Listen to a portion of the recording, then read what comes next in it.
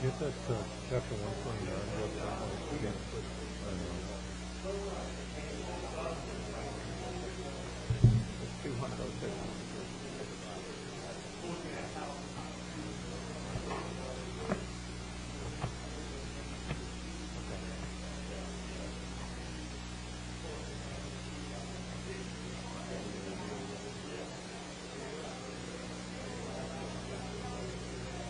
Yeah.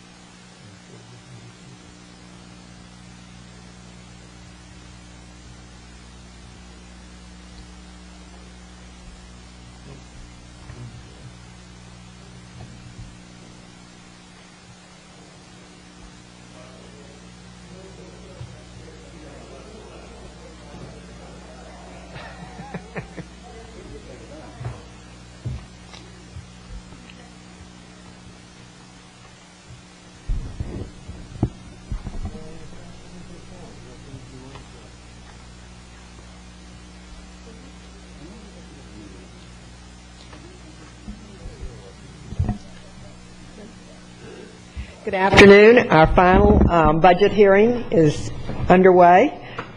For September the 10th, we have invocation by Jim Davis, Public Works, and we have the Pledge of Allegiance by Commissioner Wesley Davis. Please stand. Almighty God, we give thanks for the resources and the talents that you have given us. For all that we have comes from you. We pray your wisdom upon our budget meeting this evening. We just pray that you grant our leaders wisdom and discernment as they debate the budget. And we pray our staff has been accurate in all the figures that are presented here today. We commit this time to you in your precious name. Amen. Amen.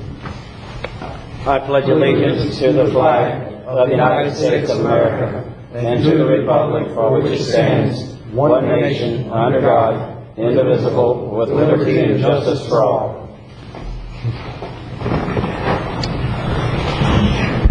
Thank you very much. We have the budget overview, please, by Joe Baird, Yes. Administrator. Good evening, Commissioners. The budget you have in front of you tonight for the fiscal year 2008-2009 is $289,650,399. It's about $175 million less than last year, or 37%. In this budget, our ad valorem tax revenues are down roughly $5.2 million. In other words, we're going to tax $5.2 less in ad valorem taxes. We have eliminated 85 full-time positions, 74 of which are under the board's control, and 11 the constitutionals that eliminated. In this budget, it's been a very challenging budget due to the economic times. Our sales tax revenue is down considerably. Our tax rolls down 6%, or 5.6%. Our state revenue sharing is down. Our interest income is down. So there's been great challenges in doing this budget. Our sales tax is estimated by the state to be down around 5%. In addition, after we set the millage rate in July, we got notice from the state that they were reducing what they thought the county was going to receive in sales tax and state revenue sharing by another $600,000, which we are going to try and absorb. Also, with increased fuel costs, there's about $170,000 in increased fuel costs. The elimination of 85 positions accounted for about $4.7 million reduction. So that's just an overall overview. We are not proposing any rate increases. All the ad valorem tax rates are at rollback. Our solid waste fees are down 5 to 7%. So we've tried to, with the economy the way it is, we have tried to bring this budget in as you had requested. Thank you very much. General Fund? Yes. The proposed general fund you have in front of you today is the proposed millage is 3.0689. It's 6.7% below rollback. However, it is about 1.6% above the current rate.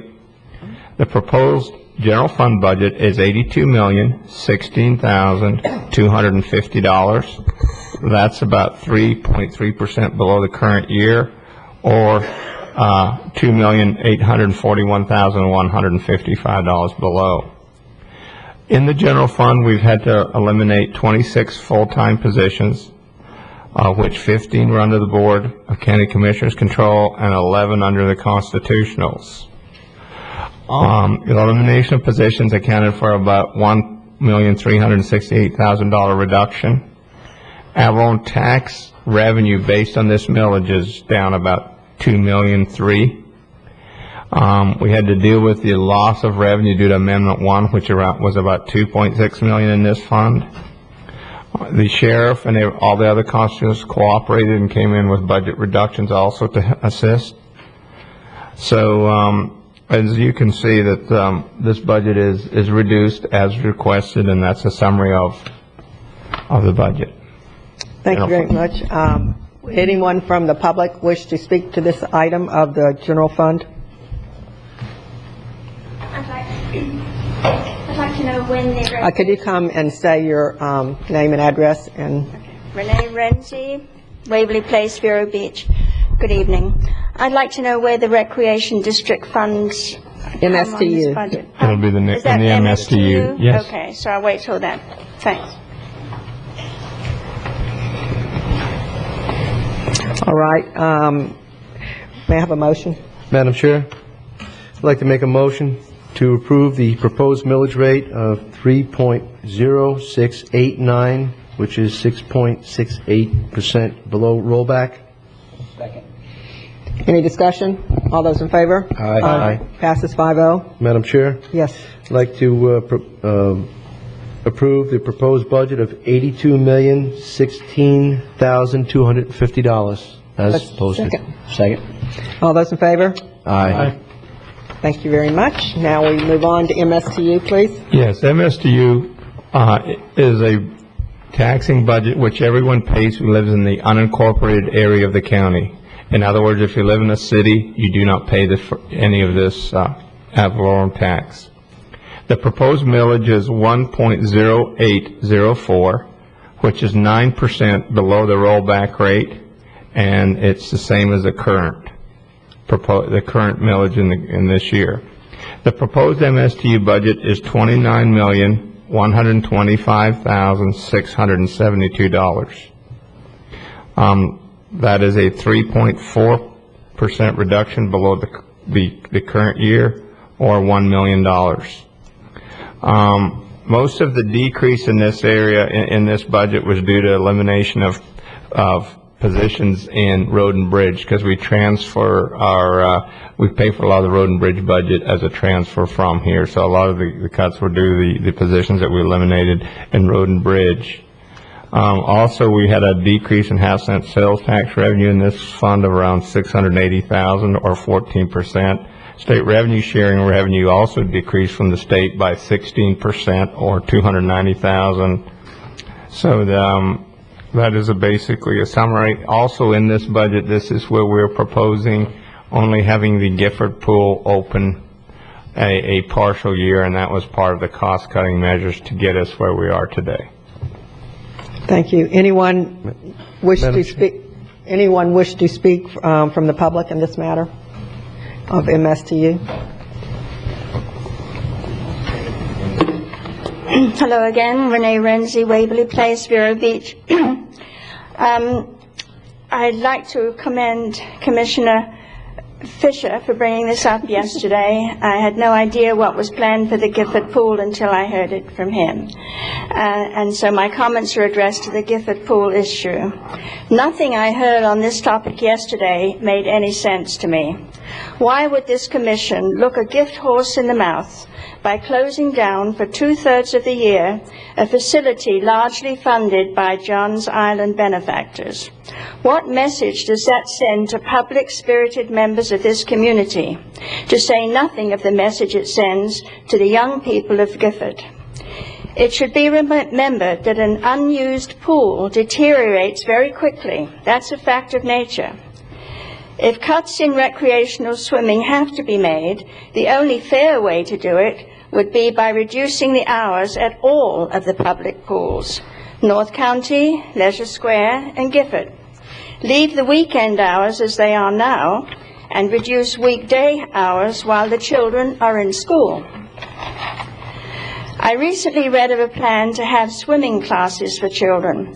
Without knowing all of the details, I think that would be the most worthwhile project for children I've heard of in a long time. Please don't let that go under. Finally, as a hard-pressed, single tax-paying retiree, I would be highly gratified to see the county administrator, all of the constitutional officers, and all of the county commissioners take a 10% cut in their overly generous salaries. That would save a lot of money and send a strong, positive message to county taxpayers. Let us all tighten our belts for a change. Thank you. Anyone else?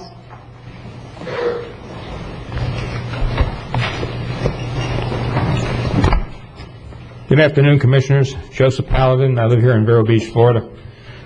I'm here to speak on the Gifford Pool situation that Commissioner Flesher brought forward at yesterday's meeting. Look, I look at it this way. I think that this is, as Renee said, a gift horse, and I think that we need to do our part.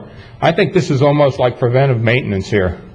I think that keeping these programs open and giving these kids something to do and making these programs accessible to the kids out there, I think keeps them off the streets, gives them a good outlook on life, gives them some good mentoring, and I think that it probably saves the county money in the long run, because it cuts down on things going wrong when they don't have things to do, keeps them busy. And, you know, idle hands are not good. I think that we're probably going to save the county money by spending this little bit of money to keep the children and the kids busy with good supervision. So I would say this is preventive maintenance, and I'd like to see this money spent here instead of more money spent on juvenile halls and things like that. Thank you. Anyone else? Yeah. I'd like to address a few things that were brought up just very briefly. One is that it's not unusual to have pools closed during the season. Brevard, most of their pools are closed during the season. They only have one that's open all year. City of Melbourne has theirs all closed during the winter months. St. Lucie County, the big one they just built, they're only going to have it during the summer months. And they only have theirs open seasonally. So it is not uncommon. Also, there was a mention by Mrs. Renzi that swimming lessons, any nonprofit like the Red Cross will have the ability to go in the facility and give swimming lessons. That would be something they can do. Presently, we're just talking, we didn't have swimming lessons factored in here. We were just keeping the pool open and the lifeguards. So I'll just give you a brief summary. Also in the off season, we had an average of 8 people a day, and it cost us $84,000. And if you factor that, that's $138 per visit.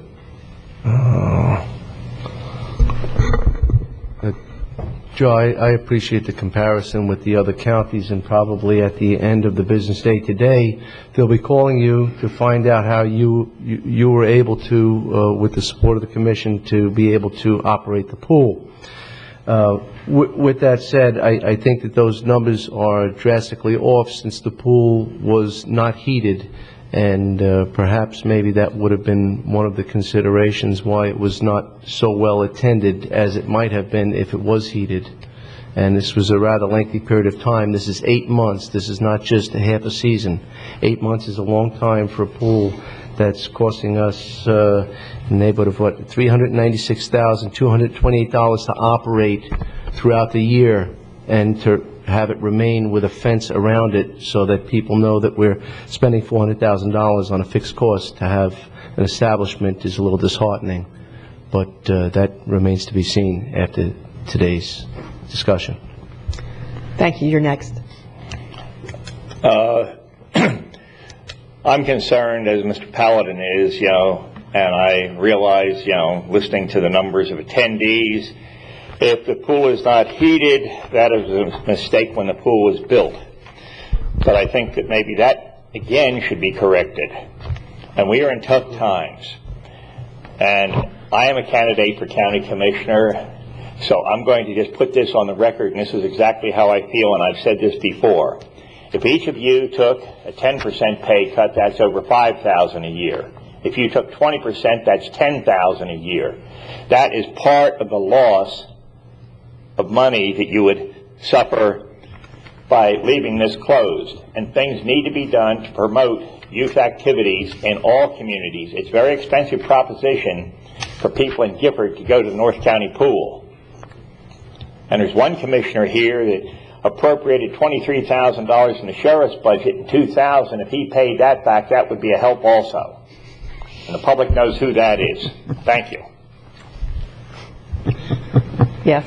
Name and address for the record, please. My name is Tom Johnson, known to many people as T3. I live at 1700 Waterford Drive, and I've been involved with the Gifford Aquatic Center from the days that it was on the drawing boards in John Dean's office. At that time, I was asked by the Red Cross to represent them in assisting John in deciding what would be needed for safety features. John was very cooperative.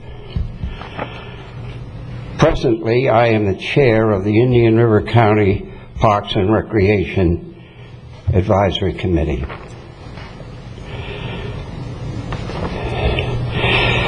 One of the disappointing things is that when the director of the Recreation Department recommended the closing of the pool, is the fact that before he did so, he didn't come to the advisory committee, for which he's a member and has been attending meetings, and suggested exactly what he had in mind as regards the pool up in Gifford. There was plenty of opportunity for him to do so. But to give you some idea as to the background, when I heard that the pool was being constructed through John Dean's office, I gathered up, along with the assistance of Coach Staley, a cadre of men who have been active in the recreation department and activities in Gifford. I put them through an extensive training program and qualified them as water safety instructor aides certified by the American Red Cross. I was a water safety instructor at the time. The disappointment here is that all of this effort that's gone before is suddenly going to be completely shut down for several months. The recommendation which Commissioner Flesher gave the other day so eloquently proposed a compromise. That compromise makes sense.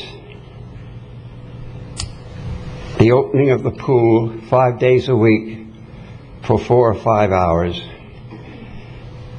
Those people that swim laps can adjust their times to swimming at those hours. I don't think it'll go over very well with the mothers, with the toddlers who use the pool in the early morning hours after their children have gone off to school, and for other people who use the pool early, but they'll have to adjust their times. I've had the privilege of teaching people to swim at the Gifford pool for quite some time. An example, Coach Staley called me up one day and he said, "T3, I got one for you." And I went up and found that I was to assist a woman who was 60 years old, a widow, who had had a breast removed and had just gotten over brain surgery at Moffitt Center. I started working with her in April, 2 or 3 days a week. In September, she swam 25 yards across the pool, breathing properly and doing strong strokes. Needless to say, it was very gratifying, and she was very appreciative. I also had the privilege of teaching one of Commissioner Wheeler's friends, who was a retired clergyman in his over 75, who sank like a safe full of concrete because he had negative buoyancy, how to swim. Happens. He now swims in the pool and frolics like a teenager. And another reward for the efforts and the use of the pool. The big disappointment, as I have said before, is the failure on the part of Director Crawford to bring it to our attention of the advisory committee what he was proposing. I think a compromise would have been thought of and submitted to the administrator in preparing his budget. Another thing that concerns me is what the woman that spoke before, is that the director went to the administrator with the justification of closing the pool because other municipalities were doing the same thing. Indian River County and the Gifford Aquatic Center are not just like other places. First of all, the pool was built with $1,100,000 of private contributed money. The total cost of the pool was $1,830,000. We're all thankful that the county commissioners agreed to participate towards the end of the construction and to take over the use of the pool.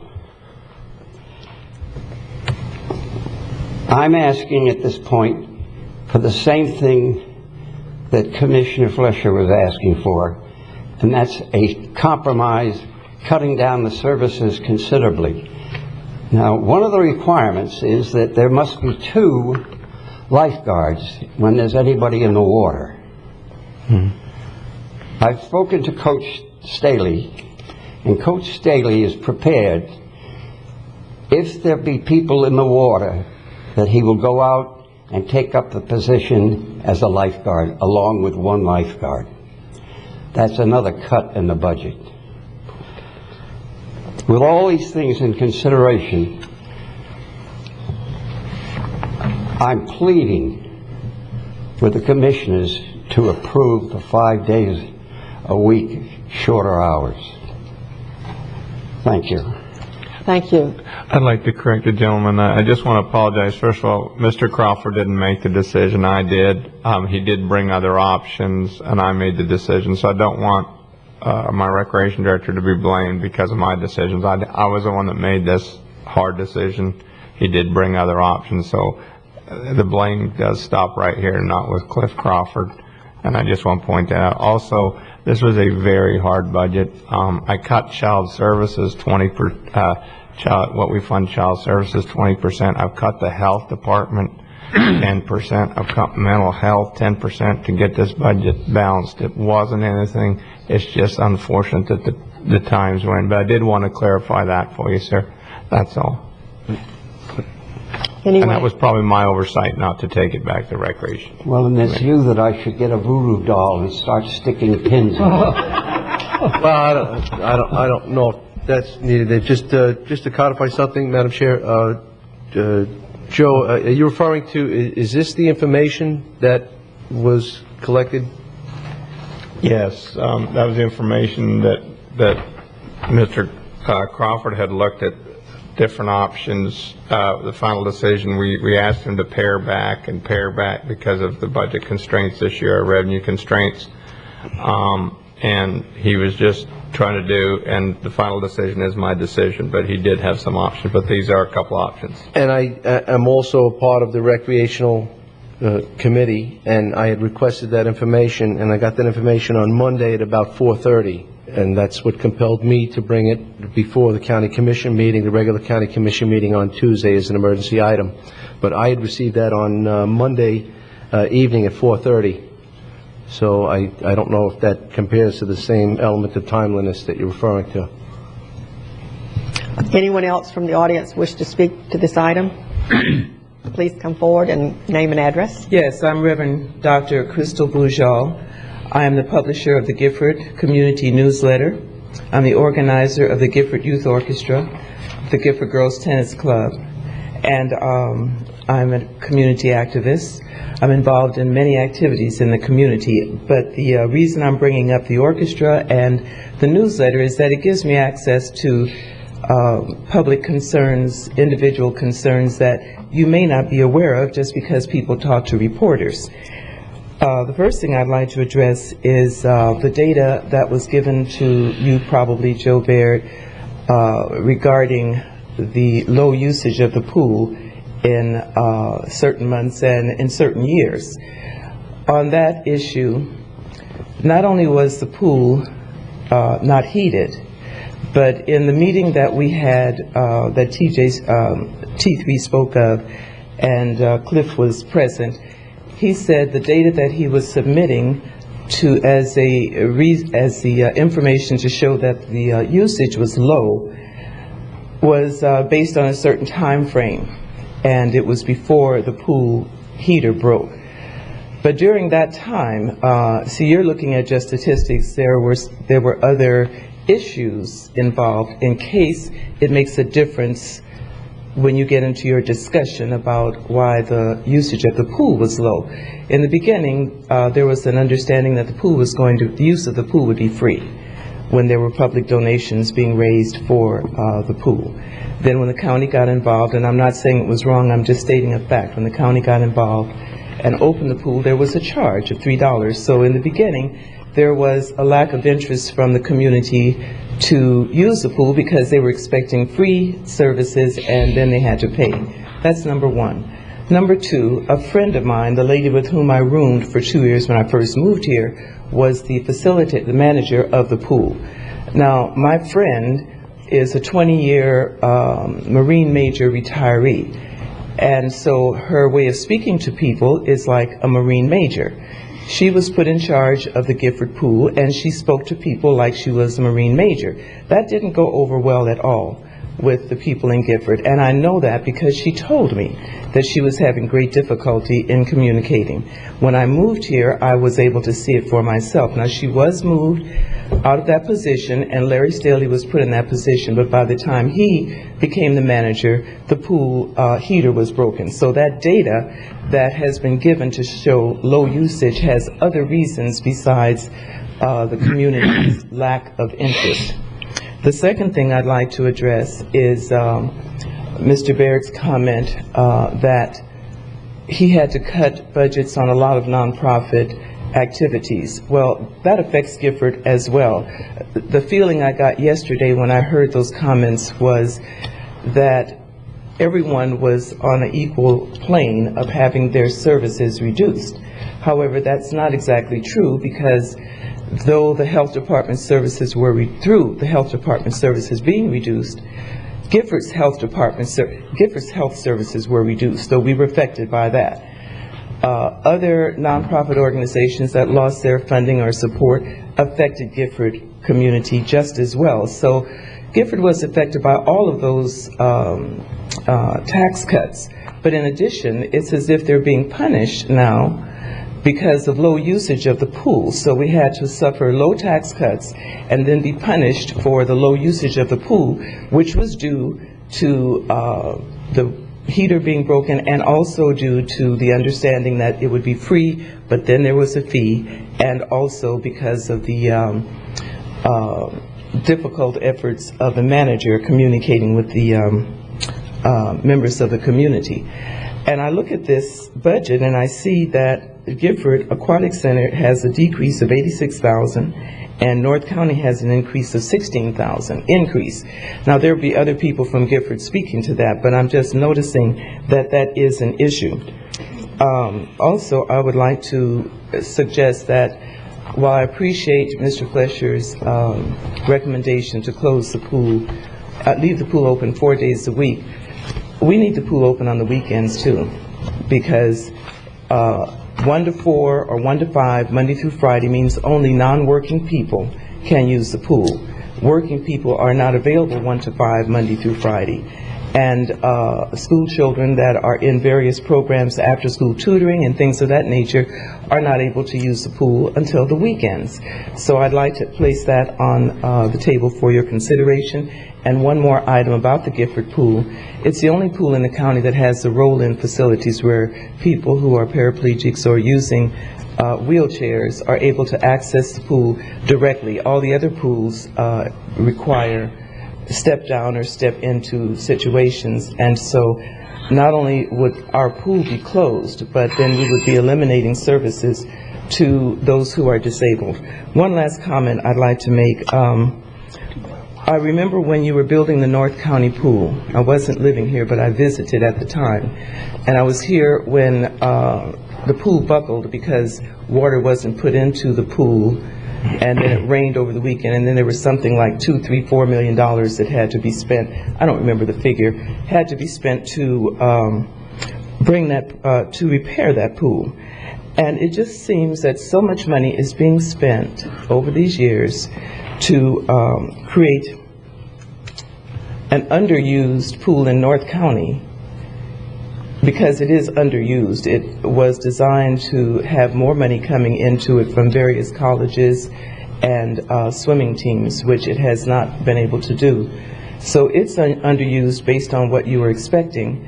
And the issue is they get an increase and Gifford gets punished. And somewhere in there is a discrepancy.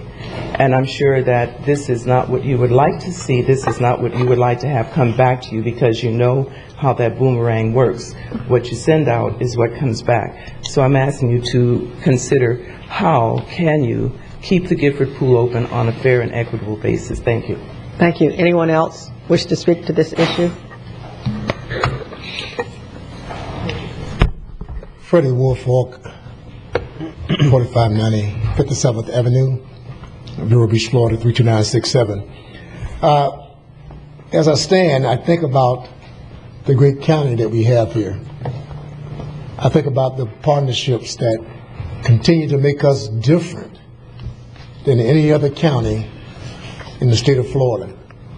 And I had firsthand experience with what other counties go through when I go to various workshops and seminars put on by DCA, OUO, and Tallahassee for the front porch communities. And then there's 20 communities there. And as I stand and listen to those communities and sit and listen to those communities, I hear them bickering at each other's throat.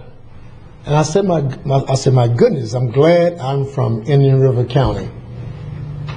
Counties and private sectors don't get along. There's a lot of bickering going on. And I keep saying to myself, I'm glad I'm from Indian River County. And today I am. I'm very happy to be from Indian River County, because those partnerships and those ways of being able to take advantage of the open door policies of the commissioners, and able to walk into Mr. Collins' office and walk into Mr. Beer's office and able to present our plight to him and let him understand that now we are not here asking for a handout. We're simply asking to be treated fairly as any other part of the county. And I must admit, for the last 12 years, I've seen a lot of improvement in the area wherein not only Gifford or Wabasso or Oslo and other parts of our county, we all are being treated fairly, at least trying to treat everybody fairly. But as I reminisce back to 1998, when Gifford Youth Activity Center had the opportunity to open its doors, what a proud moment for Indian River County, because that facility, because of the county commissioner and their support and others and private sectors coming together, made that center a reality, something that many had said it would never happen, and it did. So we thought we were at the utopia of life as far as this facility was concerned. And all of a sudden, a phone call comes in and say, we want to build a pool too. We said, wait a minute, we finished a beautiful facility, the Gifford Youth Activity Center. Now you're talking about building a pool? And there was a phone call coming in from Johns Island residents saying no more kids should be drowned or lose their lives because of not having water safety taught to them, but not having the ability to swim.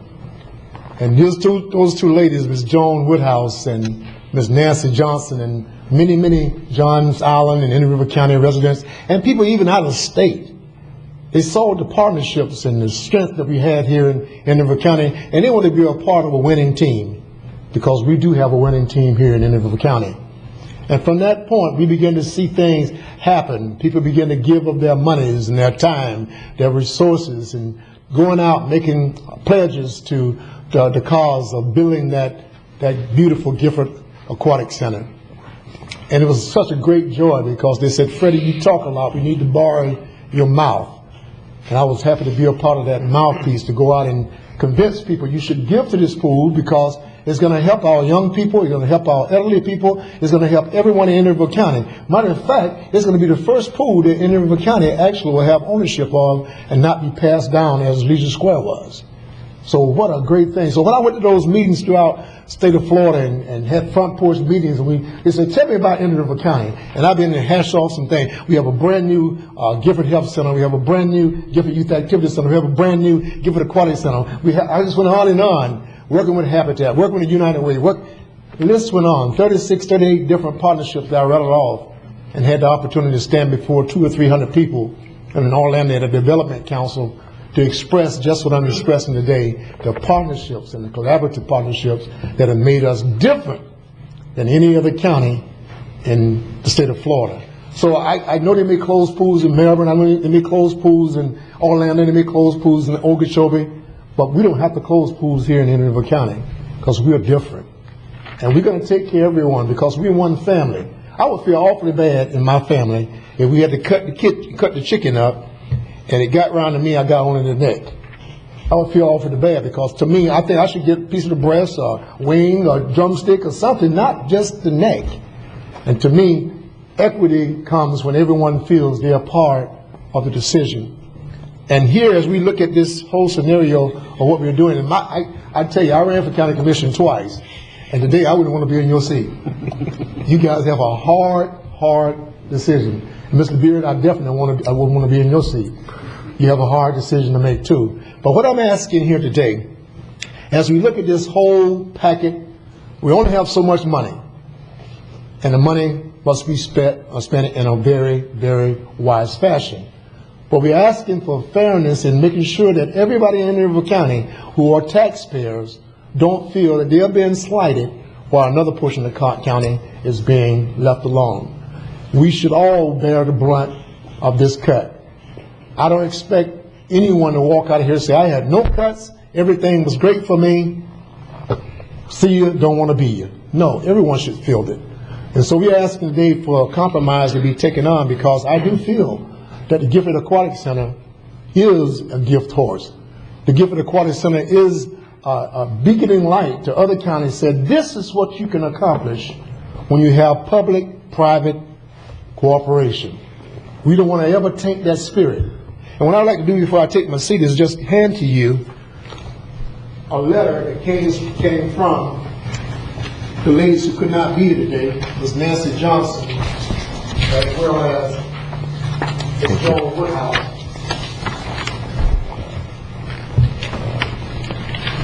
And I'll read it.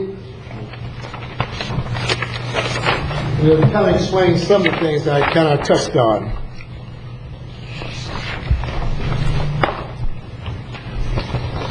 Subject is the Gifford Aquatic Center proposed 8-month closure. Date September 10, 2008. From Mrs. Joan Woodhouse and Mrs. Nancy Johnson. To the Indian River County Commissioners, as the major fundraiser for the Gifford Pool, we are very concerned that the pool might be shut for a long period of time during the next fiscal year. We understand the need to cut the recreation budget and the cost of maintaining and operating the pool, but we also know that the pool is a huge asset to Indian River County and the Gifford community. To eliminate it for a long period of time will be a shame. We propose that the pool remain open for a minimum duration of at least 6 months or a maximum of 8 months. During these months, the pool will be open only after school, weekends, vacation time during the school year, and summer break vacation time, all days with shortened hours of operation. It took us a great deal of time and effort to raise the funds for the pool. Many of the donors have continued to support the Gifford Youth Activity Center these last 10 years. We worry that this group will lose interest in continuing to contribute to public-private funding ventures when they learn that the pool would not be used as they thought. This could create future difficulties for the Gifford Youth Activity Center fundraising efforts and therefore affect its programs and operations. The Gifford Aquatic Center is a partnership between the private and public sectors and a great accomplishment for our county. Please try to work out a compromise to satisfy both groups. We are sorry we cannot be with you today in person, but have asked Freddie Woolfolk to read this note. Thank you, Nancy Johnson, Joan Woodhouse. Please take in consideration that we are a little different than the average nonprofit. Nonprofit normally don't bring monies to the table and say we'll build a pool and you operate it after we turn the keys over to you. Nonprofits don't have money to do that. But in this instance, we had an opportunity where the private sector did go out and raise monies for this pool. so that no more kids have to drown and be bitten by sharks, as the young kids during that particular year had happened, where this young kid had been bitten and killed in the beach by sharks. And the Woodhouse and Nancy Johnson said, no more. Let's teach our kids to respect the waters, understand when flags out, what those things mean. But most of all, understand that this is a partnership.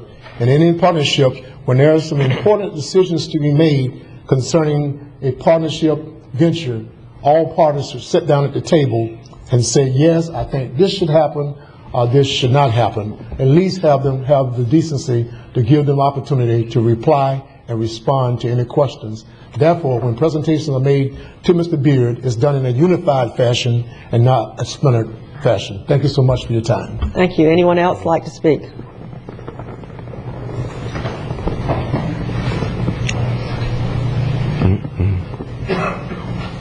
Good afternoon.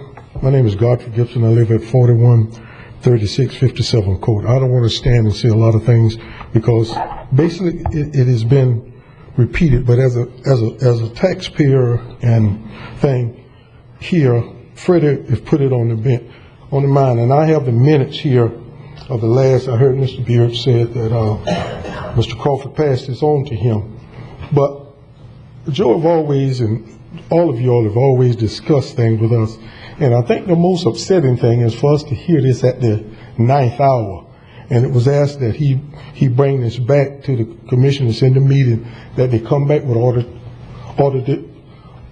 different options to be discussed. Now, Mr. Beard, I'd just like to ask one question.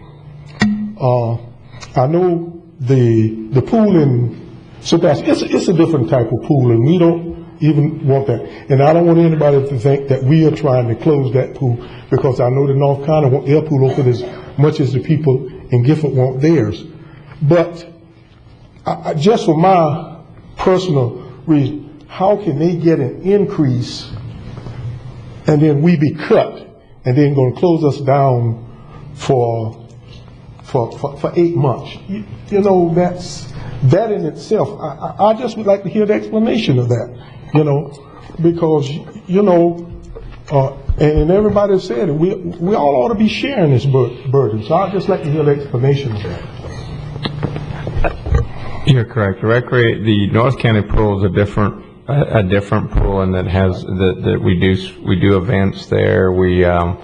We have tournaments which we get revenue from. So it's a totally different pool. We can't do that at the Gifford pool. We can't do the tournaments because it's not regulation size. So what we do, you might see an increase, but what we'll also try to do is we're trying to attract more business there, paying business.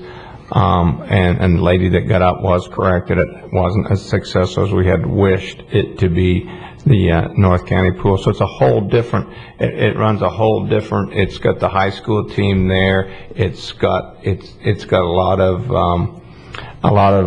tournaments and things like that, Senior Olympics, things like that. And sometimes when you plug in those numbers, the revenue side of it drives it up as well as the expense.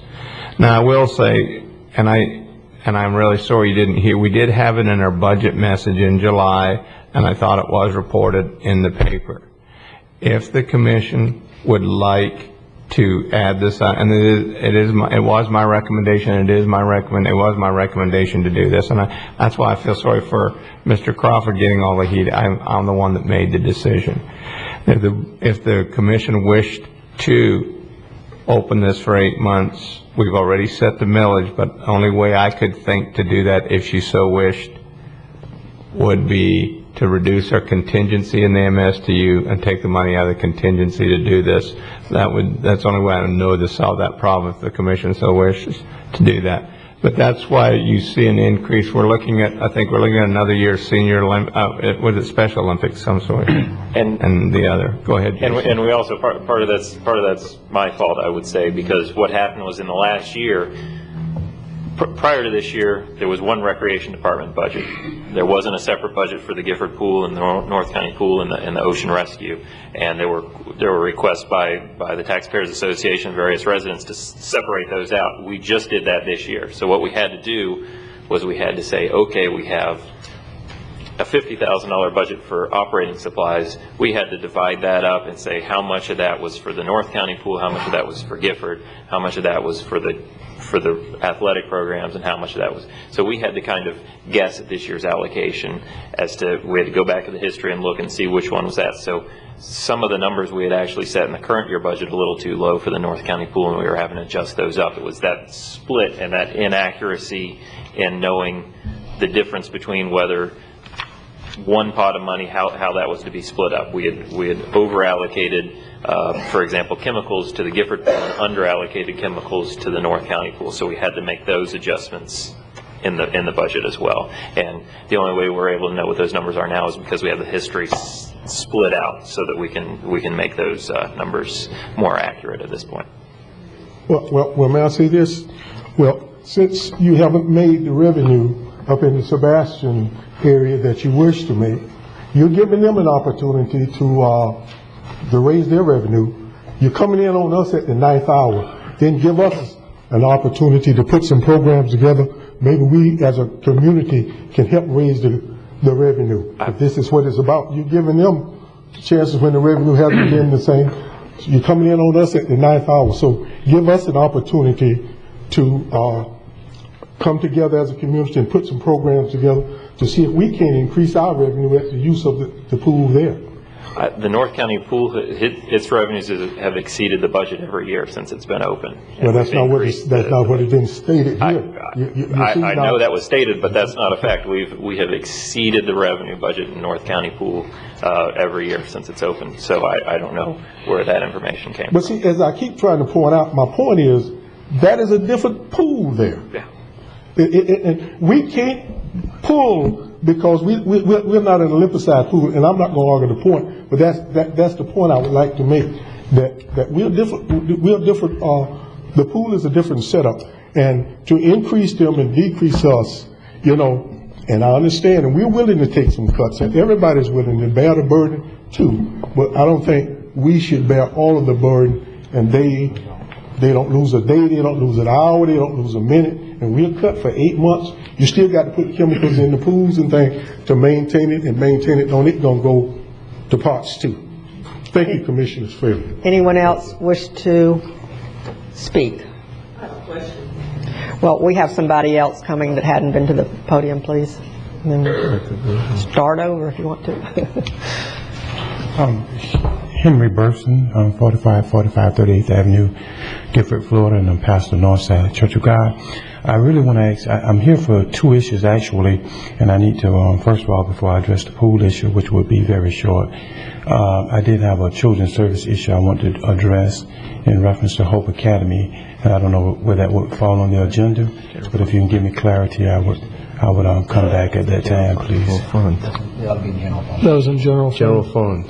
Oh, that was general funds. So should I address both issues now, or just the one? Well, we've already done general fund, so you want to talk about the pool? Well, yeah, I wanted to also, I'd just like to acknowledge the fact in representation of our Pastors Association, we are for the pool being open at the time that you all would like to close it, due to the fact that, our churches, we have members who use the pool year-round for parties.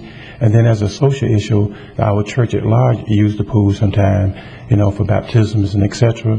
In light of the fact of a lot of our residents do not have private pools, it has provided a great opportunity for us to have that there, so we can keep the continuity of our functions as well.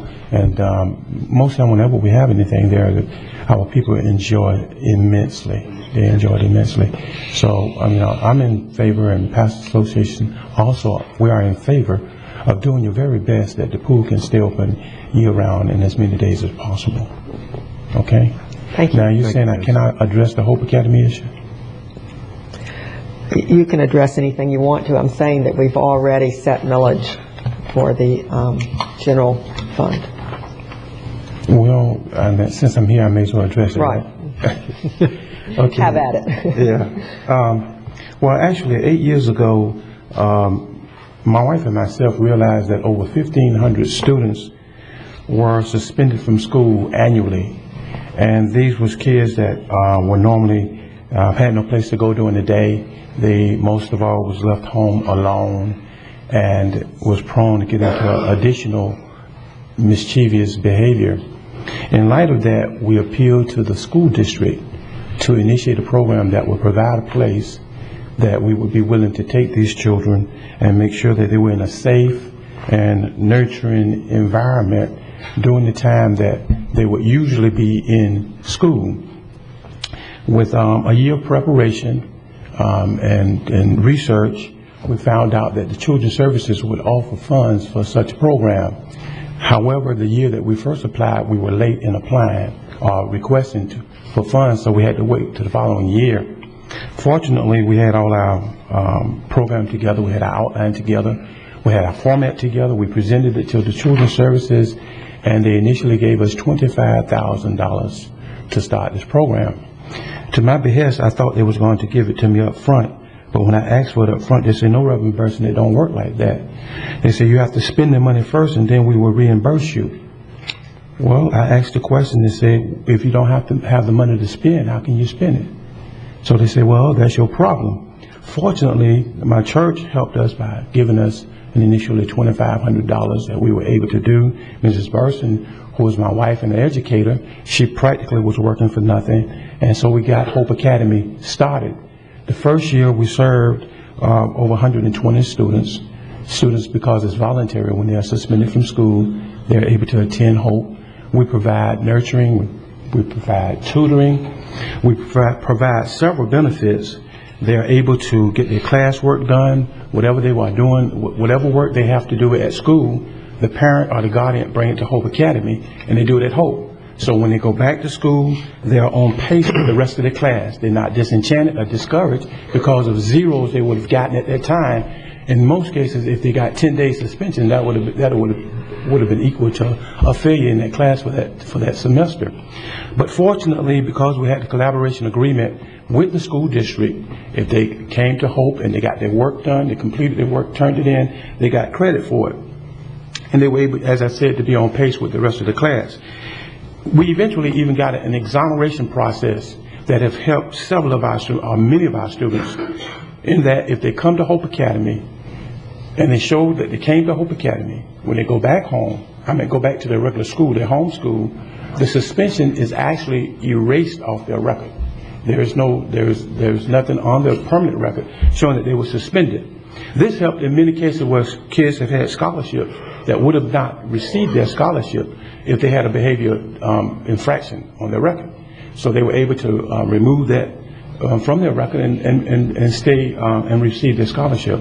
In addition to that, we've had some students that would have not been promoted because of suspension, but because they were able to come to Hope Academy and get credit for their days, they were promoted. One of the things we pride in the fact that we serve all kids, not just from the gifted community, but our school is open to any kid that is suspended, no matter where they are in the district. We have kids come from Fellsmere and Oslo, as well as from Sebastian. So this is one of the things that we have provided. Over 3,000 kids since we've been open have been able to reap the benefits from Hope Academy. Unfortunately, this year, when we applied and we were waiting on our response from the Children's Services as to how much we were going to receive, we did not get a response. So first part of August, I deemed it necessary to call Children's Services and ask, what are we receiving? And to my dismay, they say, well, we're not funding you all at all. I realized that there was going to be a cut. We were informed that there was going to be a cut, and we were ready to make whatever provisions necessary to make cuts to come in compliance. But to erase $70,000 off your annual budget just like that is not easily replaced. And we did not even receive an official letter until the middle of August. And I'm inclined to believe we might have not been informed at all had I not called. I do know that there was an appeal process that could have been made at the July 16th meeting, but as I said, we were not even informed. We did not even find out that the fact that we were not going to be refunded. And here 8 years we've been able to help, as I said, over 3,000 children to receive academic success and to have a place to go and not to be exposed to additional crime or whatever they may be doing during the daytime. So, you know, I'm not sure whether you all can do anything about this.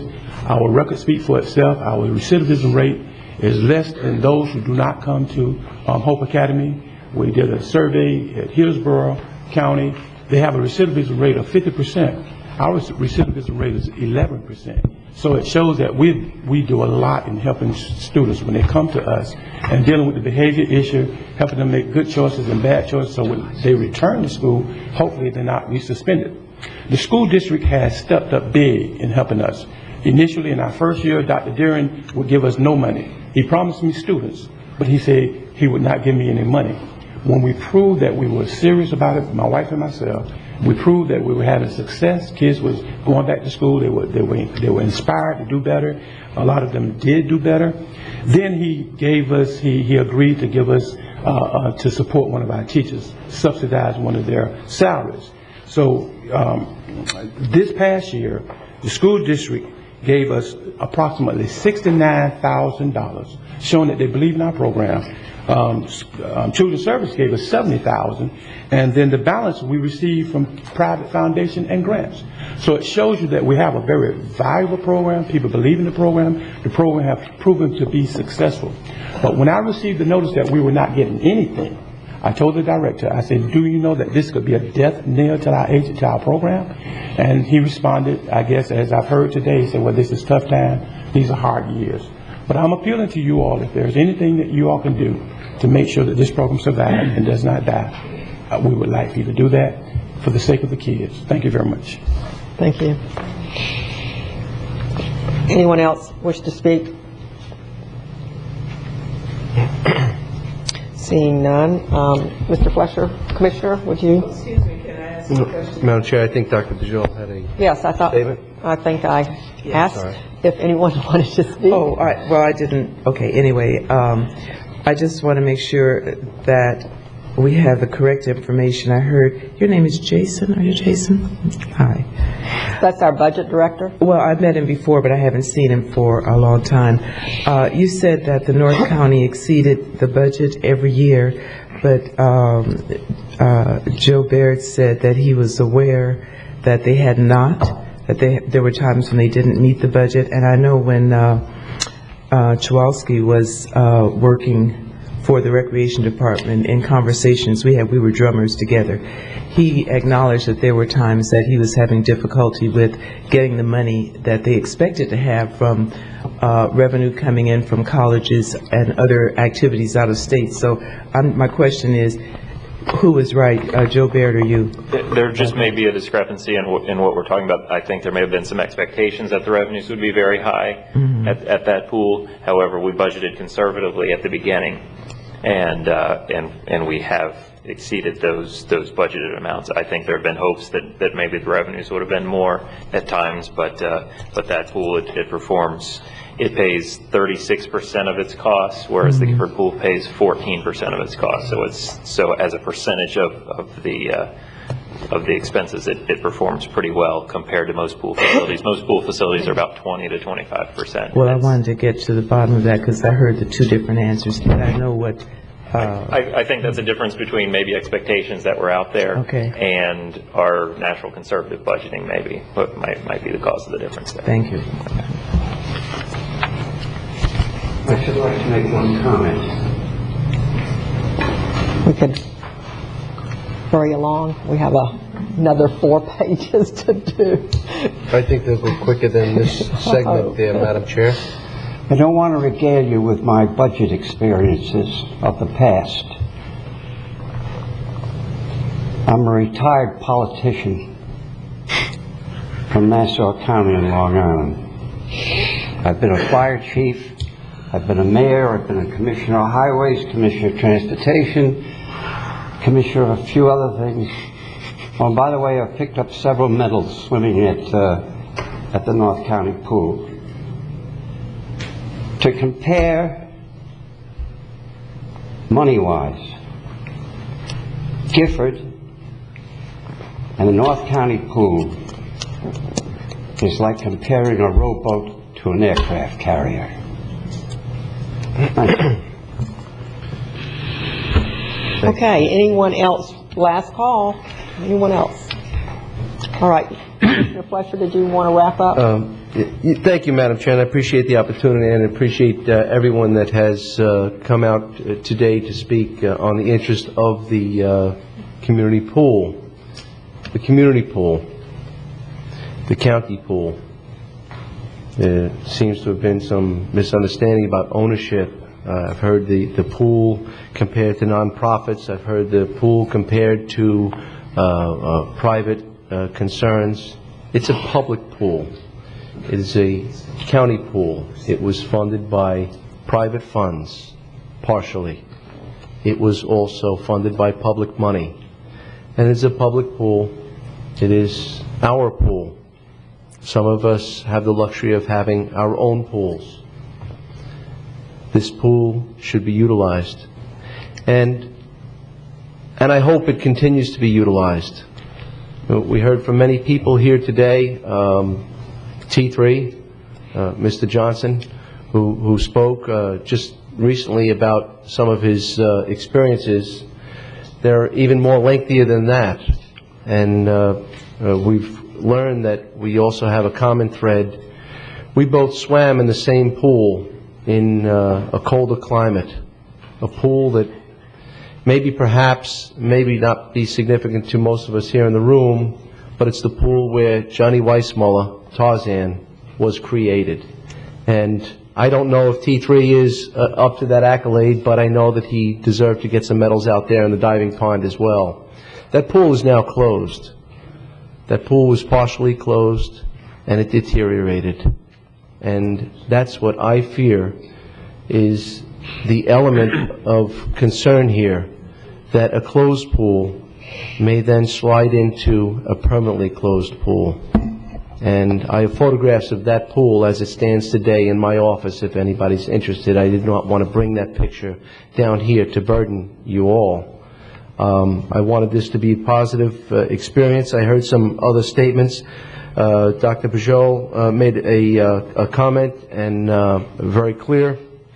I think to allow the pool to be open, if I do have the support of my fellow commissioners, as it appears we have the support in the community, to have that pool partially open, if we would adjust the hours from Tuesday to Saturday, what I would consider the barbershop schedule, because customarily barbers are closed on Mondays, and that might be the least utilized day, perhaps we can have some sort of understanding where we would have the pool open from Tuesday to Saturday for a partial opening, so we would encompass at least one weekend day, and perhaps the lion's share would be spent at worship during Sunday, so perhaps maybe it would be in the best interest to have it open on Saturday, which is just a bit of a lighter day. Dr. Gibson, you mentioned a chance to raise revenue. You know, I'm thinking, I know Coach Staley a number of years in different lights and different ways, and it's not who he is and what he does for just the reason that he got a designation. He's earned that. He's a very creative individual. And I think if he's given the proper tools and the proper environment, that he will raise attendance in that pool.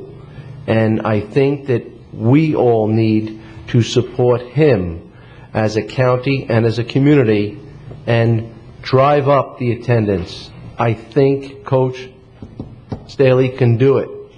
I think we need to give him the opportunity to do that. We've all talked throughout the budget time and through a time since that painful lesson, January 29th, I believe that there was an amendment which over 70% of the citizens voted upon. It drew down a lot of concern, and I consistently heard from myself and others and my counterparts that this would be a season, a year of creativity, that we need to be more creative for the budget because we don't have the funds. Well, we've called upon all the constitutionals. Joe has given direction. the Constitutionals have stepped up to the plate and have done the very best that they could. They're all to be commended, and Joe Baird, you're to be commended for being that driving force to make this budget happen. It did happen. Jason, thank you for the countless amount of pencils. But it's happened, with one exception. I feel that this is an oversight for not being creative enough to meet halfway for the operation of the pool. The pool was built for the youth, both young and old, and I believe it's tragic to leave that fence around the pool for the youth, both young and old. And with that, I would like to see this pool remain open partially, as we've heard today. I'd like to look at the Monday through Friday, 1:30 p.m. to 5:30 p.m. schedule, perhaps maybe shift it to a Tuesday through Saturday schedule.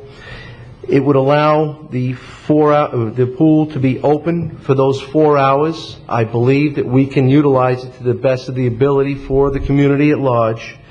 And I understand that there would be an adjustment of $21,038 to accomplish that goal. With that said, I'd like to make a motion to adjust the budget, reduce the contingency fund in the amount of $21,038 to accomplish that goal. Thank you, Madam Chair. Madam Chair. Yes. Yeah. I'd like to make a few comments, if I may. Sure, certainly. First, we're spending about $310,083 on the Gifford pool. So it's not like, I mean, and we're also spending about $3,868,000 on recreation, which a lot of that is the Gifford Park and what Mr. Staley works with, and it's a community-wide thing that all people participate in. So all total, there is close to $4 million that we're spending, and $310,000 in itself on the pool. So it's not like we're, destroying the pool. I think that it's unfortunate that Commissioner Fleischer thinks that this runs the risk of being shut down permanently because of the finances and what happens in the wintertime. Also, I'd like to say, and I understand why people are here today, and I don't blame you, and I've talked with Reverend Burson and others, but we have a system set out where we do workshops. And I understand that the public may not always be aware if they don't read it in the paper or whatever, and that happens frequently. But Commissioner Fleischer is the liaison with the Recreation Department, and the appropriate time for him to bring this forward, because he's fully aware of the way the system works, would have been at the workshops. And I think that to take this away from the workshops and put it in the final budget hearing is not only inappropriate, but I do believe that it's just not fair to all the other people and the probably close to $2 million we spend on programs in this county, where other people sat here during the workshops and pleaded and made their case for exceptions to what the recommendations were from Mr. Baird, our administrator. And that would have been the appropriate time. But to be here at this point in time, that was back in July, and to be here at this time and try to look at this in a vacuum rather than having the opportunity to look at your need along with the needs of all the rest of the people in the community with the programs that we fund, I think is very unfair to the people that were here during the workshop and trying to shore up what was important to them and important to the community. So I just believe that we should have done this at the workshop, and perhaps next year this can be brought up at the workshop and we can look at it. And I might add, as I would not, in fact, the vote that was taken in January and the feeling toward taxes and so on and so forth, rather than supporting taking money out of contingency, I personally would be more interested or more favorable to, if it's a sense of fairness, to cut the North County Aquatic Center by the same percentage that we cut the Gifford Pool, if that would make people feel better about the cuts. But at any rate, I think it would be, as I said earlier, blatantly unfair to all the other people that were here during the workshop process and being heard as a group so we could kind of equalize and put people in the same boat. So my position is that I would favor not taking money from contingency and increasing the $310,000 budget by the $21,000. Madam Chair? Yes. I'd like to comment on some of the statements we just heard from Commissioner Wheeler regarding the process. And again, we had started the discussion earlier with the fact that I have made several requests on what we can do about the pool, and I believe that was discussed at the committee level. It was discussed by staff. It was discussed by the chair.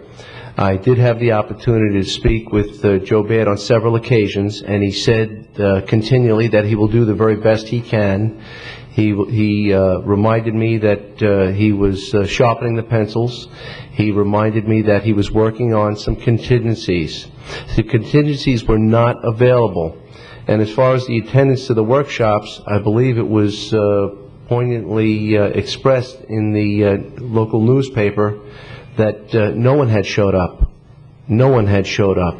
And I don't know whether that's the fact that people had lost faith or they were awaiting some information that had not been delivered in a timely fashion. I did not have the opportunity to have any other contingency, and nor did anybody else have any ray of hope of a contingency or any information or any alternative on operating the pool. So in all fairness to the general public, I don't want them insulted. They did not have any direction to be able to appeal because they were told it was not going to happen. As far as myself and the committee, we did not have any direction as to what was taking place, and I will put it on record that I did make the request if there was any alternatives, and it was a continual discussion. I realize that you may not be aware of that, but I wanted to ensure that you were aware of that at this date. Thank you. Thank you. Commissioner Davis? I'll second his motion. Thank you, sir. Commissioner O'Brien? Yeah. For discussion? Yeah. One question, Cliff, maybe you know or Joe know, when did the pool heater fail? How much would it cost to fix it? And what's the monthly cost to run it? And while he's doing that, let me just cover a few points I have. And I appreciate everybody coming out tonight. You all have been very passionate, deeply believe in your community and support it, and I am very sympathetic to your cause. Unfortunately, I still view the pool as a want more than a need. And I have grave concerns that the dollars we're talking about could be better used to benefit the youth of our community. Gentleman brought up the Hope Academy. Children's Services had requests for over $600,000 of programs that they could not fund. Now, these are children's programs, and if we're going to focus on children, these are programs that specifically target our children in our communities. $608,000 worth of children's programs could not be funded because of the budget cuts. We also cut the state health department by over $68,000. Now, I know $21,000 doesn't seem like a big deal to budget, but I have to ask, how many vaccinations does $21,000 buy for our children? How many visits to the dentist there at the state health department? How many basic dental hygiene visits would $21,000 pay for? How many free prescriptions or reduced cost prescriptions to our children will that $21,000 pay for? These are tough times, folks. There is a tremendous fear out in our community right now. People are losing their jobs. They're losing their homes. Foreclosures are going up, and we spent over an hour talking about a pool. Now, I know to your community a pool may seem important and a focus, but we have to look at priorities, and we have to separate the wants from the needs. And I know this pool was built during the good times, and Freddie, back then, everybody did have a chicken on the plate. And we could run it and do things, but you know what? Times have changed. It's not how it was 3, 4, 5 years ago, and there's a lot of revenue coming in. Everybody had jobs. The economy was booming. the community out there now is scared to death. And we're spending a lot of time worried about a pool. And if we're going to put money back into the budget, and like the Reverend Henry was talking about the Hope Academy, let's get the kids back in school. Is that a better use for our tax dollars? I believe so. Let's give it back to the Mental Health Association. Let's give it back to the state health department and get people healthy and take care of them in that manner, than a pool that the proposed hours from 1:30 to 5:30, there's not a kid in town that's going to go there. They're going to either be in school, or as the other Reverend mentioned, they're going to be in an after-school program. Opening it back up Monday through Friday from 1:30 to 5:30 is not going to address any school kids. They're still going to be in school. So I realize this is a tough thing. It's a decision that I have to look at and take the passion out of it and say what is best for the overall community. And I do not believe adding money back in to run a pool with questionable attendance is the best use of limited tax dollars in today's current economic climate. Now, if the community does want to come back with a plan where they can show they can make up that money and cover those expenses through private donations and other programs, be glad to look at it. We can add it back in then. But as far as using tax dollars, if I'm going to put $20,000 back in the budget, I'm going to put it in either to a children's program or the health department, where I think it's more critical and to be used. Thank you, Madam. Thank you. Can I just, Cliff, do you have those numbers? Just we have a PO for $7,700 for the well to be fixed. There's a PO out there for $7,700. And it's working right. Wait just a minute. I'm sorry. Would you repeat that? We didn't catch that. Yes, we have a PO that's out there for about $7,700 to have that well fixed. We did do a budget amendment to fund that heater fix, and there's a PO that's been cut, and it's about $7,700. Okay, so that is in the budget to fix the heater in the well? Okay. It's working right now. When it gets drier, it doesn't work, so we're putting a new well in. And I will say that was another decision made mid-year when our revenue started to plummet. We froze everything. And so, even though we had to look at priorities, our revenue was plummeting, our sales tax, so we froze new positions and everything else, and that was my decision also that kind of put us in that predicament. Thank you. And Madam Chair, Commissioner, you had the third question you asked was operating costs, and we are budgeted when operating costs, which would include our utilities and chemicals and the various accounts identified this year, is projected to be $51,200, and we're budgeted $54,124. Now, that would include costs in addition to like our chemicals and general repairs. It would include our water and sewer services and the other expenditures necessary for the operation of the facility. Okay, thank you. You're welcome, sir. Cliff, Yes, you sir. just mentioned those numbers, they're all fixed costs, though. They're still going to exist, correct? Well, Madam Chair, Commissioner, some of those absolutely will be fixed costs. I mean, if you're going to run a pump, you got to run a pump. On the same token, there are some of those I would expect that may adjust if the board chooses to adjust the hours of the pool. For example, I would think, and this is just by going by experience, that our chemical costs may be slightly less. Chemical costs are going up, but if you don't have people in the pool, you may spend some less in chemicals. Very difficult to determine how much that may be, but you're still running all the pumps. And obviously, if we're some of the other operating costs like uniforms and clothing, if we have less staff, we obviously would not be spending those monies to provide that type of uniform support for the staff. So there would be some adjustment. The unused pool, though, will be warmer and algae-free. The pool is going to be closed, but at least we're going to maintain that it will be algae-free, and it will be a little bit warmer for the viewing public. Well, I don't think the heater will be running. We probably won't run the heater if we don't have it warming it. No. Thank you very much. Thank you, Madam Chair. these are very, very hard decisions. They're not fun to make, and a pool is a fun thing, and you want to use it. And it was built during good times, but we're in difficult times now, and I anticipate next year being worse than this year. Let's just put it out there. We're looking for next year probably to be worse. I think that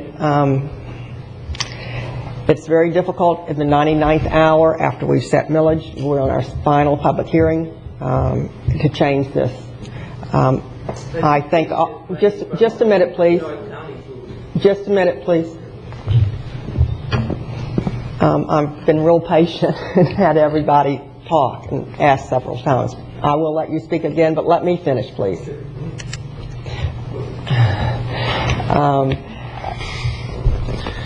I think that I agree that we shouldn't be frivolous with the taxpayers' money. We were asked to do this job, and we've done it the very best we can.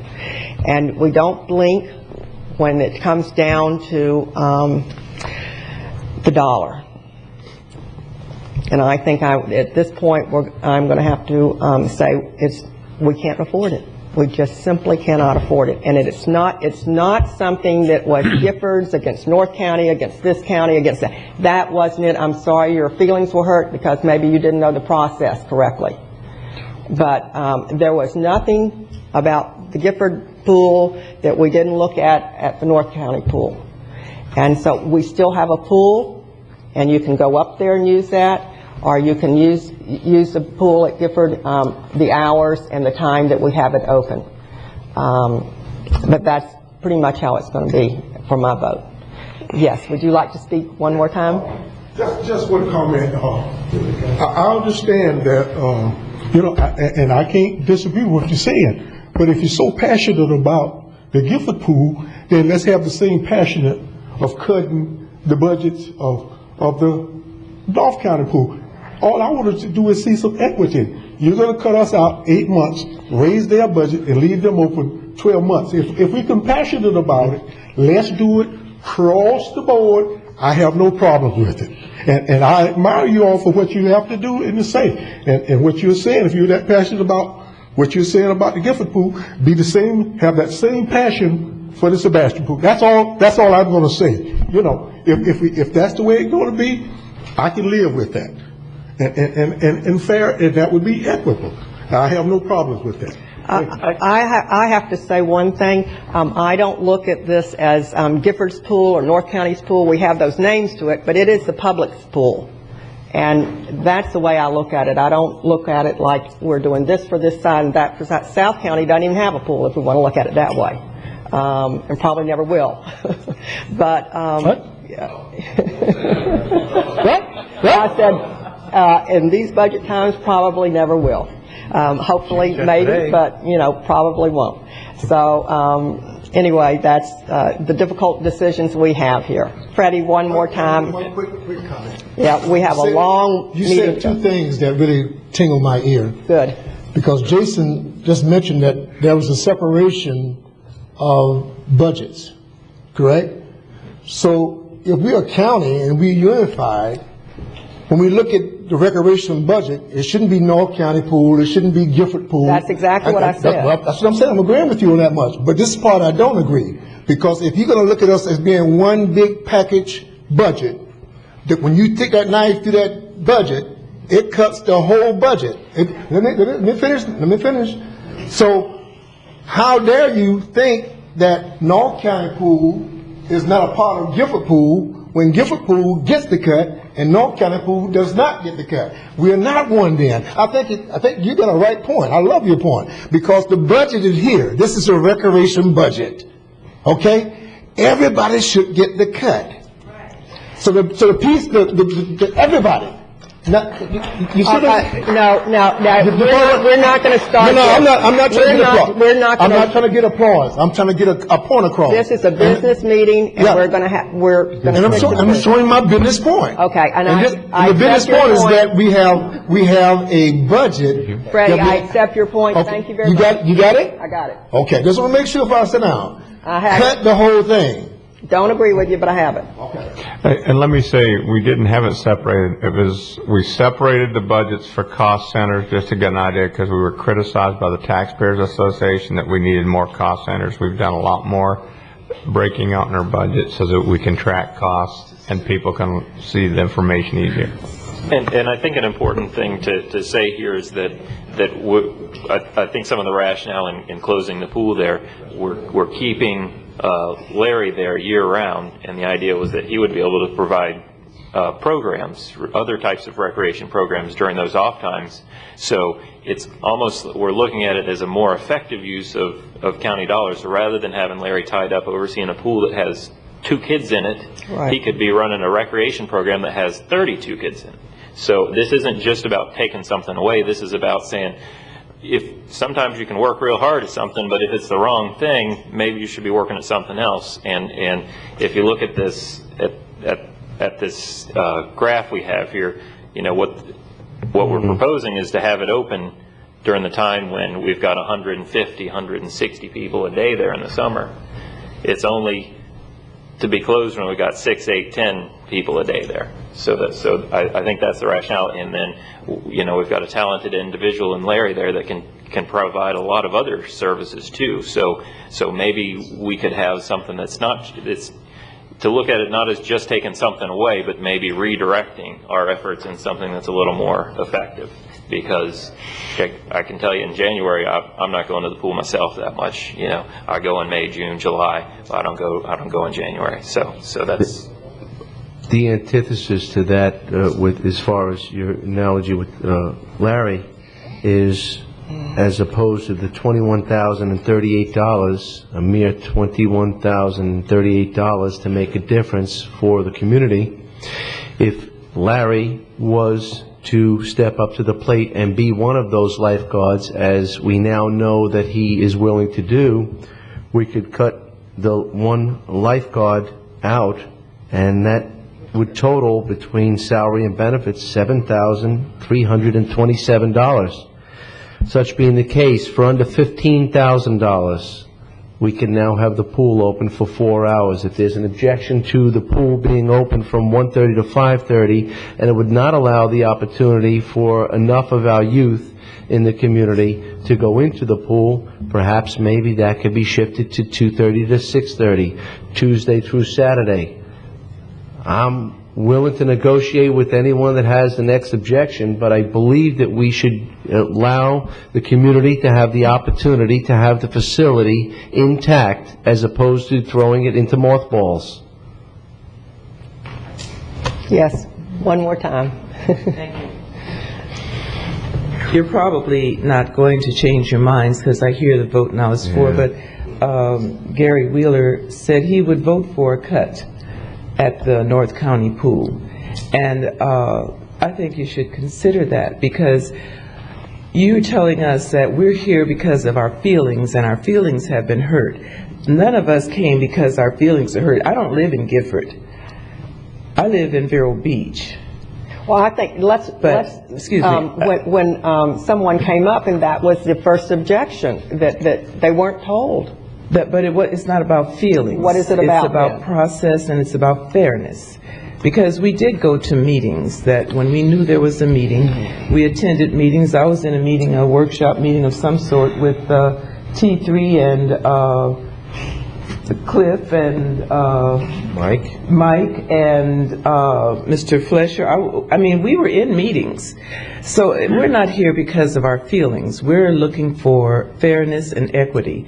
And as Freddie said, if you're talking about the whole budget and both pools are county pools, then where's the equity in leaving one pool open and causing people to have to drive from one end of the county to the other, when you could close the North County pool for a few hours in their slow months just as well. If they were closed a certain number of hours, then the Gifford County pool could stay open, number one. And number two, when it comes to people that are disabled, as I said before, the disabled people will have no access to any swimming facility during those months, because Gifford pool is the only one that has that 0 entry where you can roll in and be serviced right in a wheelchair, as many people have been done there in the Gifford area, in the Gifford pool, in the Gifford County pool. So I just want to set the record straight. It's not about feelings, but we're talking about fairness and equity and what would give service to people in different areas. That's it. Thank you.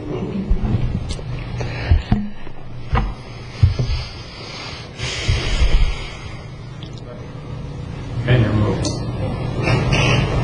Amend your motion. What can you do if the people of the county, if there's some people who are qualified, certified lifeguards, were to donate some time toward opening that pool those hours? I'd like that question answered by 5 commissioners tonight.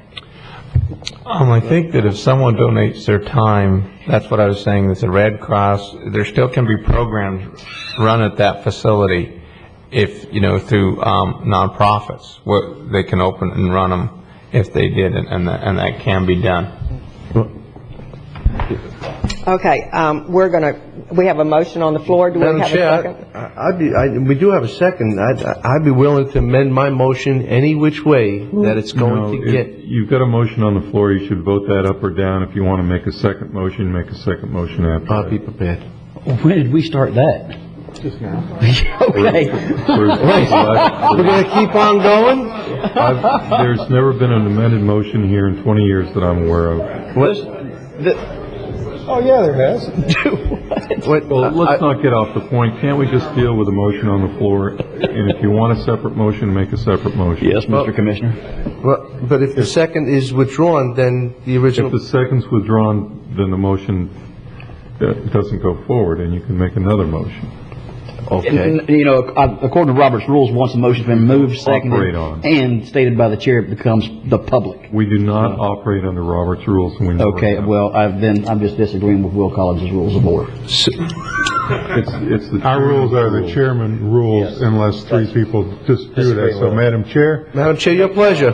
Yes. And I have made the call. Thank you. I asked for the motion, and we have a second. Yes. And we're going to vote it up or down. Thank you, Madam Chair. Any further discussion? All those in favor? Aye.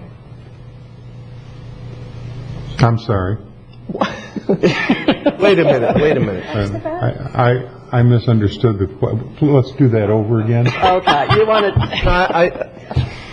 I am opposed to the motion. Well, that means that you shouldn't have said aye. You're correct. Okay. It's been a long You want more day. time to think about it? Can you do a hand vote? We can do a call. All those in favor of, you want to state your motion again? Reducing contingency by $21,000 to add it to the Gifford Aquatic Center operation account. Out of NMSTV. Out of the MSTU fund. Yeah. Okay. Reserve fund. All those in favor? Aye. Opposed? Aye. 3-2. That sounds like a failure. 3-2 with Commissioner Flesher and Commissioner Davis. For the motion. Did what? Voted for it. Right. Madam Chair, Yes. can I have a second bite of the apple and try another motion? Since that one failed, I'd like to appeal to my fellow commissioners to give this just one more shot, knowing that if Larry Staley is not moved to another location, that he could be at that facility and be counted as one of the lifeguards. As I understand, he is a state-certified lifeguard. Is that correct? Yes, he is. And he has the capacity to serve as lifeguard and has offered to be counted as one of the lifeguards that are required to be at the pool. And since we need 2 lifeguards, that would reduce the cost factor by $7,327 if the numbers that I have been given on Monday evening at 4:30 were correct, that the salary and benefits would reflect $7,327. Jason, what figure would that be if we reduce that number from the $21,038? That's with the understanding that Larry would be able to perform the lifeguard status as one of the lifeguards and I understand he has someone to assist him with the functions at the pool, as far as for payroll, which I understand the payroll capacity won't be all that much anymore. The net would be $13,711, $17,711 of expenses, which we're anticipating would be offset by $4,000 of additional revenue. So the net would be $13,711. I'll second that. Is that a motion? I would like to make a motion to amend the budget, adjust the budget, and reduce the contingency by $15,000 across the board. $15,000 MSTU. from the MSTU to afford the opportunity for the pool to be maintained open for the next 8 months, not closed. Come on, Joe. Would you put a caveat in there that you'd have to at least have some kind of attendance record? 8 people over a month is just not something we can really do. I have. If you have a program that you might anticipate coming forward, and you have a change, but I don't see anybody talking about the change in the program, I can't justify 8 people. And Madam Chair, I don't think it's appropriate use of Mr. Staley's time, because that means, as Jason said, we can now not schedule any other programs for the kids, because if one person shows up at the pool, he can't run the program, he's got to be standing out there. So you're taking a whole guy, his entire day, and tying him up, because 1 or 2 people might show up at a pool, and then he can't run other programs. So it's not a wise use of his time. It's not. Doesn't sound like you want the pool open. I mean, if it's open 4 hours a day, 5 days, that's 20 hours, and that Commissioner Fleischer would be basically indicating he doesn't have to do that 20 hours, and I think he does. Very busy. There's other programs there. Mr. Staley does an outstanding job, and all of this should have been brought forward during the workshops, and it should have been brought forward by Mr. Fleischer at that time. This is his committee. It could not be brought up at that time because the alternative was not there, the options were not there, nor were the numbers or the other elements that were brought forward today and attempted to be brought forward during the regular county commission meeting. None of those facts were available. I mean, I appreciate that, and I most certainly would have done that in the opportunity that I did have in discussion in the committee level, that I did greatly discuss the fact that I was concerned about us paying for the chlorination and the motors running and the security and maintenance and whatever other functions were fixed costs that had to be done during the committee meeting. However, I did not have any other options to bring forward to this county commission. Do you have a motion on the floor? The motion on the floor was to adjust that for $15,000. Did you second that? Okay. Any further discussion? All those in favor? Aye. Opposed? Aye. Aye. What that would be? I'm sorry. It failed. It failed. It failed. Okay. With the same 3-2. Okay. Any other motion or conversation? So we get a either. Okay. All right. Okay, moving on then to Transportation Fund. We've got to do something with this deal. We have to have a motion okay, to sorry. approve the... I'm off track. I'll make a motion to approve the millage rate and adopt the millage resolution. They have to be 2 separate... Motions. Well, that's the first motion. There has to be a separate motion to adopt the millage resolution and a second motion to adopt the budget resolution when it's in the final budget. That's what I just did, the motion to approve the millage rate and adopt the millage resolution. We have a second. Second. All those in favor? Aye. Opposed? Aye. Aye. Oh, is that I am opposed. opposed? Okay, 3-2 with Commissioners Davis and Fleischer opposed. And I'll make a motion to approve the dollar amount and adopt the budget resolution. Second. Any further discussion? All those in favor? Aye. Aye. Opposed? Aye. 3-2 with Commissioners Davis and Fleischer opposed. Transportation Fund. Yes, the transportation fund is not a taxing fund, even though it receives about 70% of its revenue from transfers in from the taxing fund. It has no millage. It's for our road and bridge department, our engineering department, our traffic engineering department, stormwater department. The proposed millage is $16,306,066. That's about $1,245,000 less than the current year. And the reason for the reduction, we're eliminating 12 full-time positions in road and bridge and engineering. We're eliminating 9 full-time in traffic engineering, 3 full-time, stormwater 2 full-time. The reduction in staffing of those positions amounts to $1.4 million, and that's the main reason for the decrease. All right. Anyone from the public wish to speak on transportation fund? Seeing none. Madam Chair, I'd make a motion to approve the transportation fund of $16,306,066 and to adopt the budget resolution. Second. All those in favor? Aye. Opposed? Passes 5-0. Thank you. Next, we have the Emergency Services District. That's for our fire and ALS service. Everyone pays that in the county except if you live in Indian River Shores. The proposed millage is 1.7148. It's 9.7% below rollback. The proposed budget dollar-wise is $28,501,218. That's about $5,800,000 less than the current year. And the main reason for that, of course, is $4 million of that is due to the repairs and replacements and upgrades of fire stations we had in the current year that we're not going to have next year. We've got the annualized cost of stations 6 and 11. We added personnel, says we had full complement in those stations for the full year. We did it mid-year this year. That accounted for $230,000 increase. And we eliminated only one position in this, and that was a delivery person, which is vacant. All right. Anyone from the public wish to speak to this item? I'll have a motion then, please. Madam, I move to adopt the millage rate of 1.7148 for the Emergency Services District and to adopt the millage resolution. Second. We have to have 2 separate motions. One for the... I just did the millage rate and the millage resolution.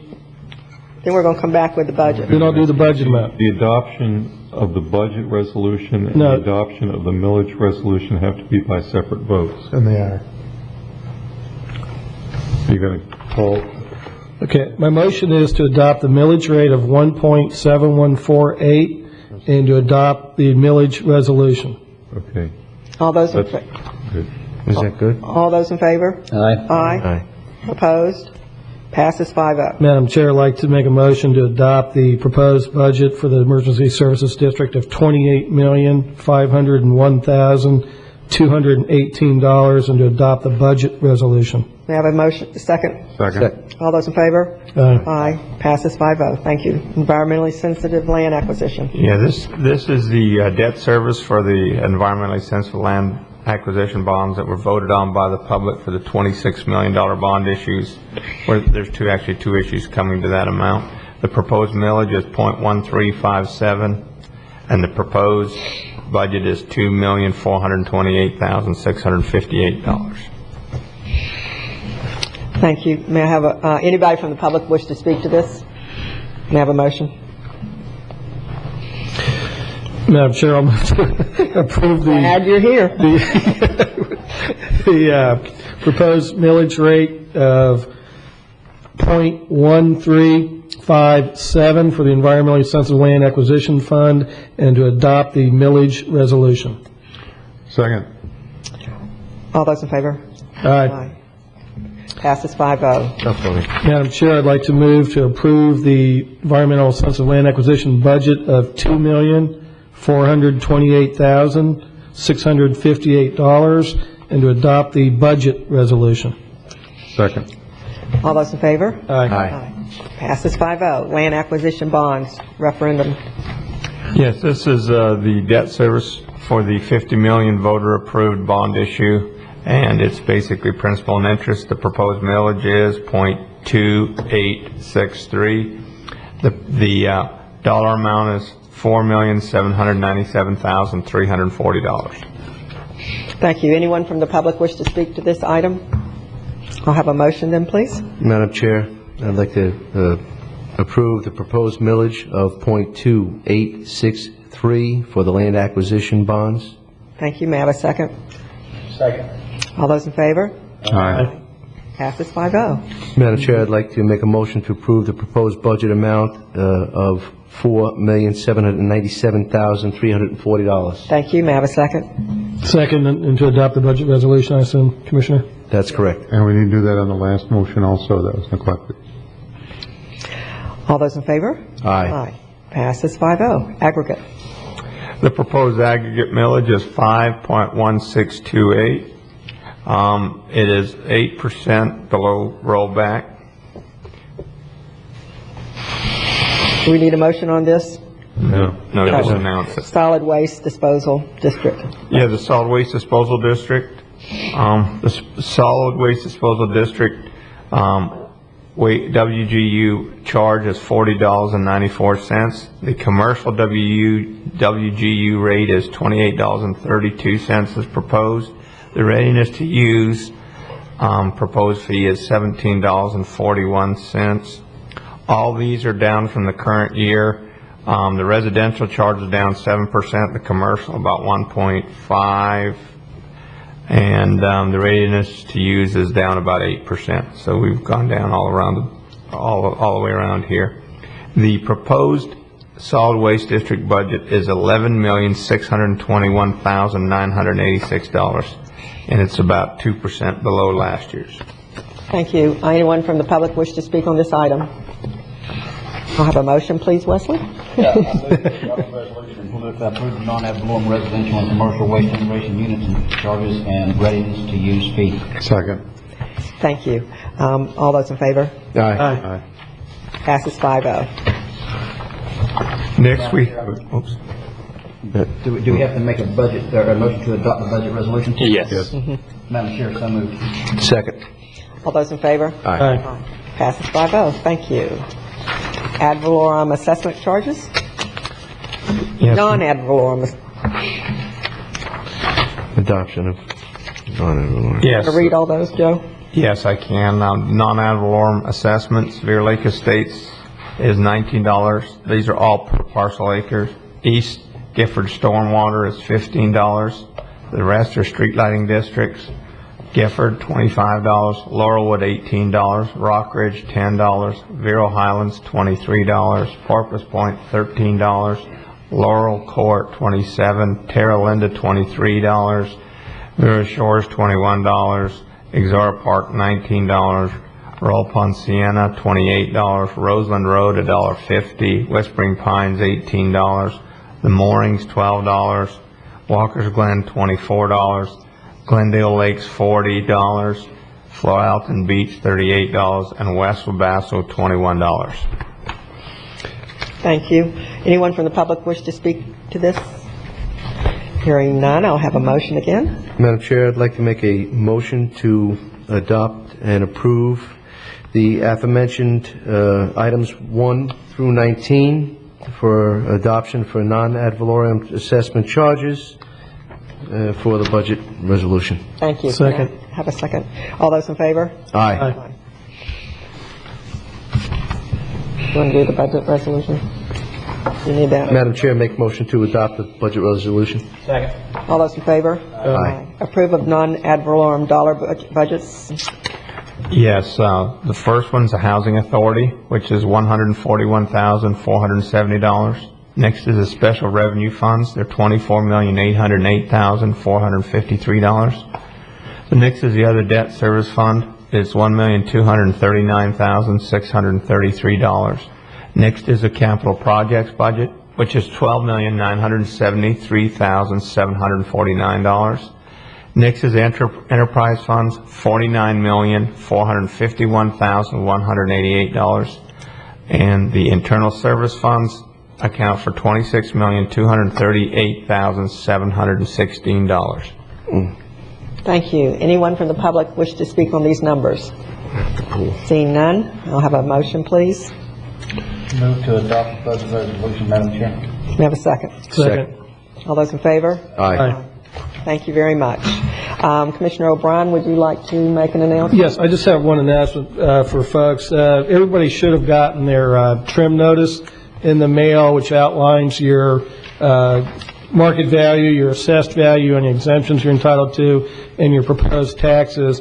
And it's very important, it's kind of in small print down here in the middle of it, but the deadline, if you wish to appeal your assessment with the property appraiser, you have to have your petition signed and delivered by September 15th at 5 p.m. So that's next Monday by 5 p.m. Now, you can still negotiate with the property appraiser and you can work out a resolution, but if you don't get that petition signed and filled out prior to the deadline, you're limited on your options. So if anyone out there feels their assessment is improper and they want to contest it with the property appraiser's office, you need to have your petition submitted by September 15th at 5 p.m. and those are available either online or at the Value Adjustment Board office. Madam Chair? Yes. Just so there's no confusion, Commissioner O'Brien, that assessment is for the date of what?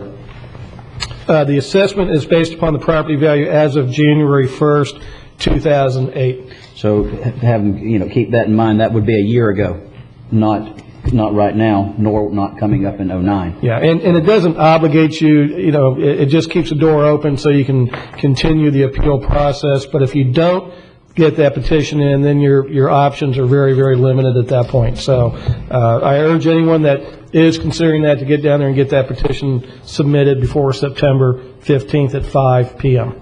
And thank you, Madam Chair. Thank you, staff, for all your budget help, and thank you, commissioners. This meeting is adjourned.